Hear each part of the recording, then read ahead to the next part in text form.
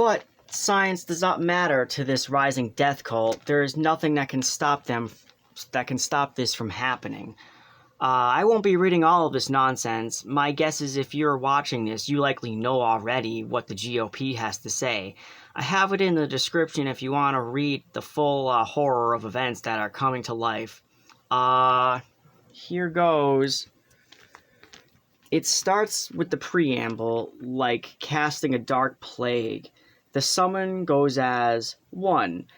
Affirming our belief in God. We hold these truths to be self-evident that all men are created equal, retaining certain rights with the buzzword of, quote, life and, quote, liberty, and, quote, the pursuit of happiness. The Republic of Texas defends this dream. We recognize family, yada yada. It is our solemn duty to protect innocent life and develop responsible citizens. We understand that our economic success depends upon free market principles. Without these, we risk losing our freedom to live these ideals. As it already sounds like, there's some anime villain using the suffering to become stronger. Ontologically evil Texas. Yup. Alright, 2. The principles, which is a mixture of generic-sounding shit, homophobic, and religious virtue signaling. They start off with, quote, the laws of nature and nurture... the laws of nature and nature's God, which somehow means returning to original language, and return the intent to what the Declaration of Independence would originally want. So already we are talking hundreds of years they want to take us back to. So I'm leaping around on the list just to get my point across. But one principle is self-sufficient families, which not only sounds homophobic, it's a straight-up preview to the next right to be overturned. You know. Alright, the second principle is generic, but maybe literally will kill millions of women as usual for these people. What these people want, as it states, the sanctity of human life created by the image of God. Stereotype of their definition of human political life being protected at fertilization to natural death. As I've always read in gene books, it seems like there's psychotic people at the end of the day. I imagine the last part, natural death, is just a sugarcoat. Like, who really cares about older people once their utility is used up, you know? Alright. Principle 4, on my skimming when it comes to this nonsense. Having an educated population, with parents having the freedom to educate their kids, which probably means once we tell you how to live and think, pass it on to your kids. This educated population is so basic, it's obvious what they mean in the wake of all this of all that's happening. 5. Personal accountability and responsibility. And there's no text for this. What this means to me is you have the personal responsibility to hide while they look for you. What else can you do? They don't care about you. Maybe as a trophy.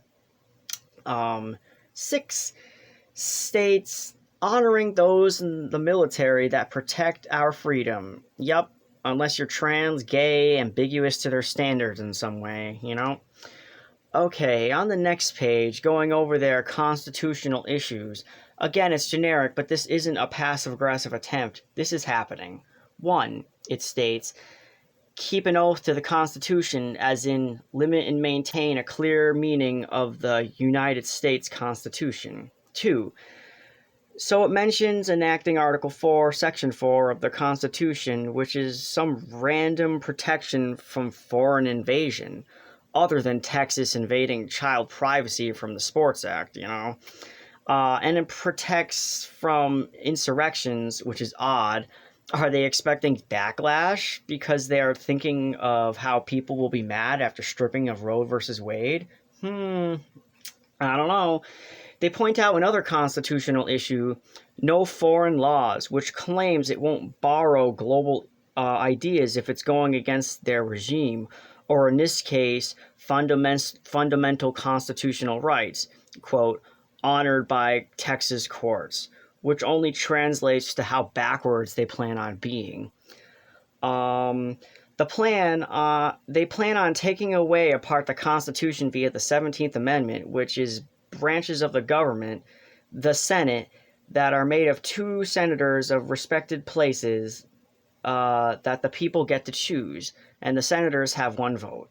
But this process is being overturned, I guess. I say I guess because I imagine this is what they want, a clueless public to some degree, not knowing what this legal jargon is.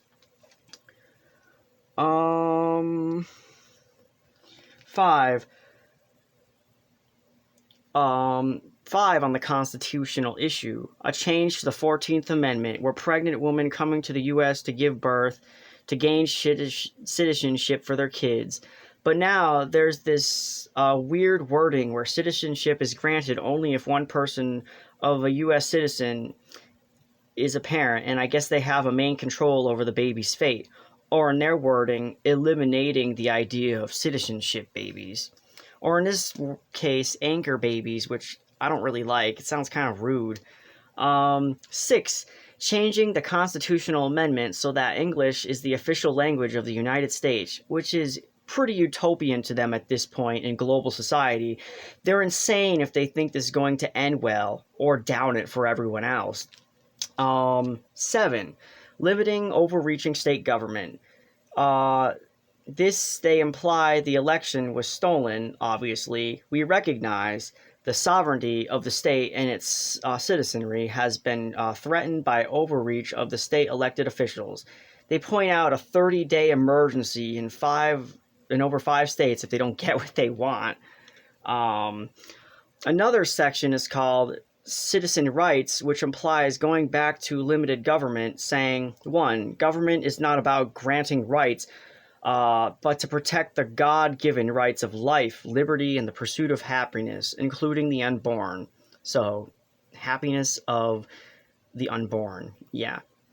All right. 2. National popular vote is being called a violation, I guess.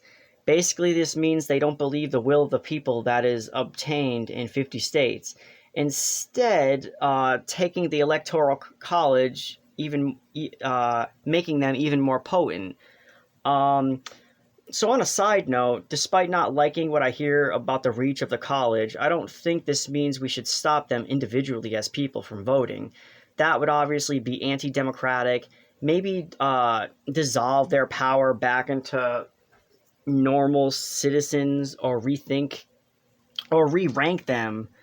3.